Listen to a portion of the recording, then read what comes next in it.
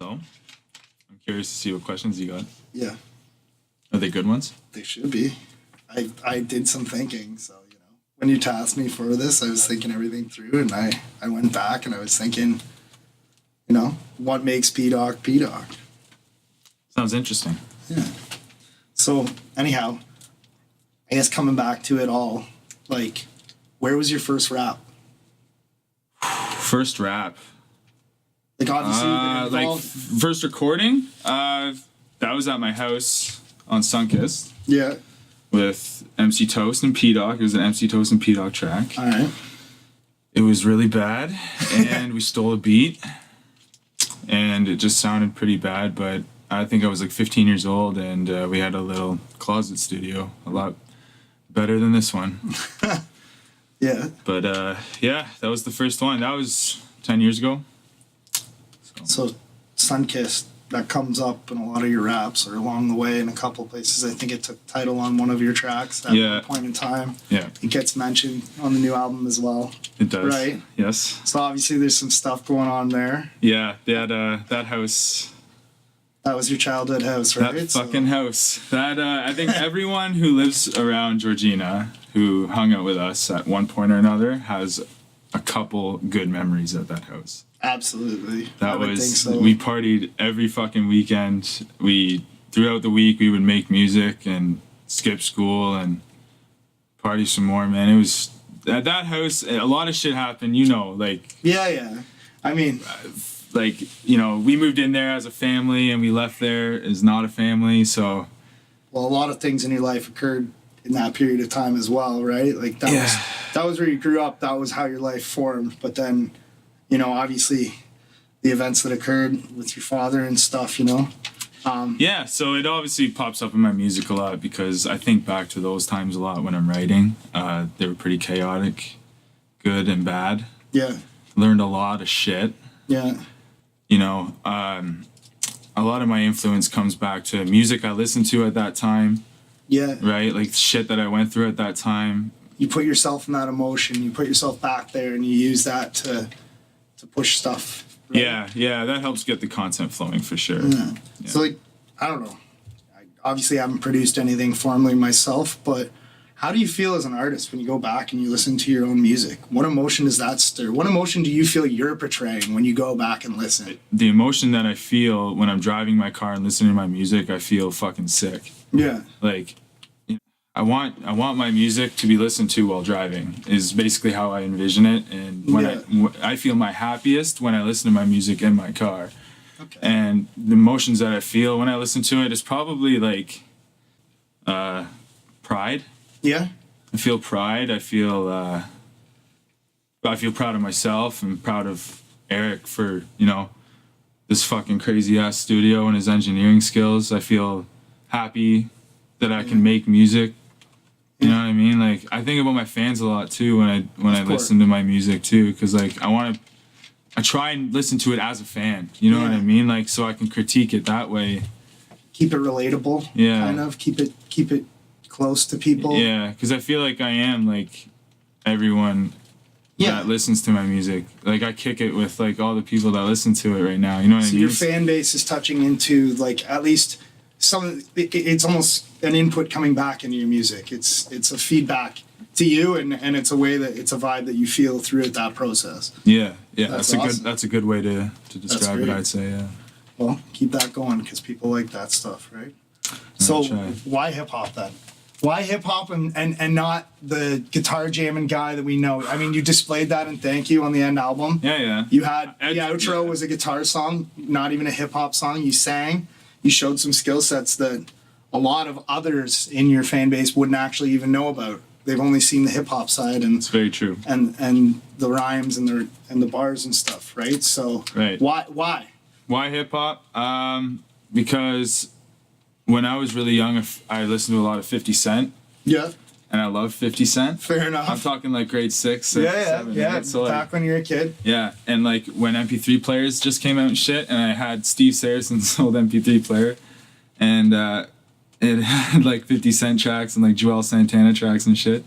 And I thought it was sick, right? And like it was something that I wasn't used to because obviously we grew up in rural Ontario, right? And like, but as soon as I heard that 50 Cent album, fuck man, I fell in love with hip hop. And then I went over to Lil Wayne, like in like grade 8 and 9, and like I just wanted to be like these guys so fucking bad. Yeah. Everything they did and everything they rapped about and everything like fucking. It was kind of like. I wanted to be them, man. Like it was crazy. I fucking loved it. And like I went on a Currency in like grade 10, 11. And like I just want to be like him, and like I pulled so many influences from hip hop. I just fell in love with it. The second I heard 50 Cent, I fell in love with hip hop, and that's why hip hop.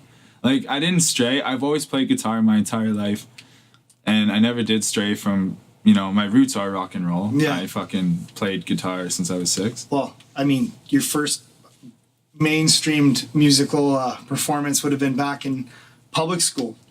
You started a rock band with your buddies, the Monkey's Paw. Yeah. And you were singing it then, you were belting it then, but, you know, what's your favorite song of your own? What's my favorite What's song? your favorite song? What is the song like when you put it out, you know, when Eric dropped it off, you know, that track and gave it to you and said, yo, which was it? Honestly, it's hard. I understand that. Favorite release right now, I'd probably have to say is Ray Ray. Ray Ray? And it's also the top streamed, which is weird, but Yeah.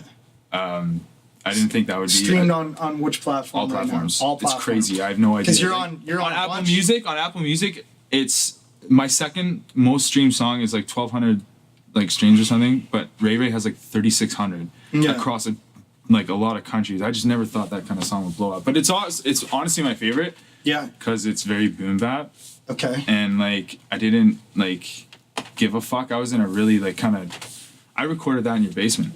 Yeah.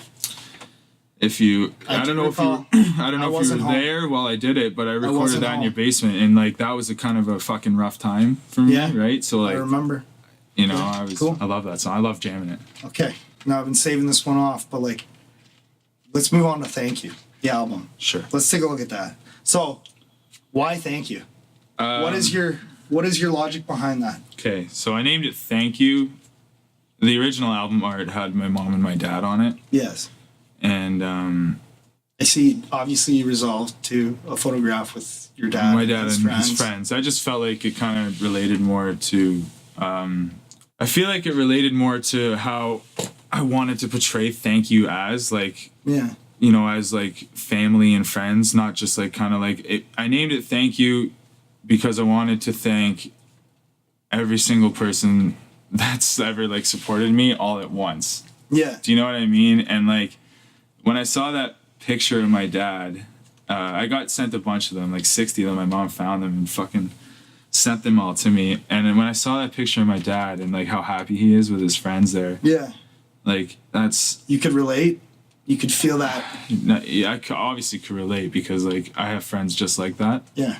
right? Pictures you'd love to see your son pull up. Right. Years and years It's later. just I think like it really symbolized what I wanted to like say thank you for, and Yeah. that was for the love that I receive and the love that I feel and the love, you know, that I give. Yeah. You know what I mean? Yeah, for sure. And I'm sure your fan base feels that as well, including the people around you, I myself hope so. included. Yeah. No, Right? that was So, obviously, congratulations. Big step. Thank you. First big release. yeah. It went Well produced. Everything flowed together. honestly, I'm just gonna take that that as that opportunity what you just said there to thank, you know, 7 to the 6 Records Yeah. for their outstanding job Yeah. in recording, mixing, mastering, doing everything that I ask, you know, and like being so skilled, and you know, it's been an incredible experience recording at this fucking studio. For sure. It's wild. So For sure. thank you. But yeah, honestly, like I feel obviously very proud at how it's been received. Yeah. But I just feel like I can do way more. I listen to it now and I'm just like, I want more. We want more. I know. And we've had I'm discussions. making more. We've had discussions on our own in private. Things we've discussed about the way you've approached or are going to approach new albums, and I'm excited. I'm waiting for more, and I know others are as well. Yeah. Yeah. Now, not to touch it down on a heavier note, but you know, in the last coming of months, you know, you said you were struggling with a little bit of mental health issues, a little bit of a break was taken there by P-Doc. Yeah, I put the music thing on hold for a couple months. After we dropped Thank You, I did a little bit of a promotional campaign, and that went well. And I just I went to write more music, right? And then I just didn't feel like myself. Fair enough. And I felt like I was just stressed. Yeah. I needed a break from expectations, not from everyone else, just from on myself. You know what I mean? Like, I expect so much of myself. Yeah. And I get just burnt out. I get so fucking burnt out. I need to just sit there in front of my computer and either fucking game or watch TV and just recharge, right? Yeah. Like, I'm sure every artist can relate to that. Whatever you do, you write, you draw, you dance, you come to a point where it's you're running out of stuff to create with, and you need to live life again, right? Yeah. and to recharge and take a different approach on things, right? And that's what that, I took maybe 2.5, 3 months off, and I didn't talk to anyone at that point. I just kind of chilled out with my girl, and we just kicked it, and I worked on my relationships a bit. I worked on myself a lot. Yeah. Now we're back. That's what you need, though. You need those. Welcome back. We got you back.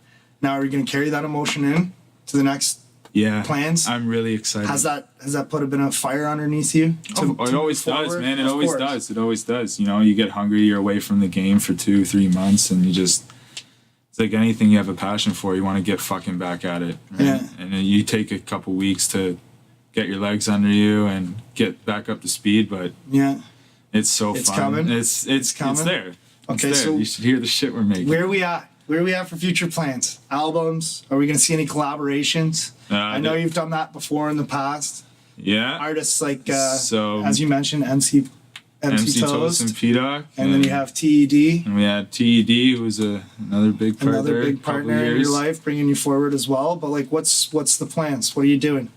6 to 7 song EP, depending on the end result. Yeah. And we're gonna keep recording into the probably into the summer, and then we're gonna try and book shows for the later half of the year, and try and get shows around the GTA.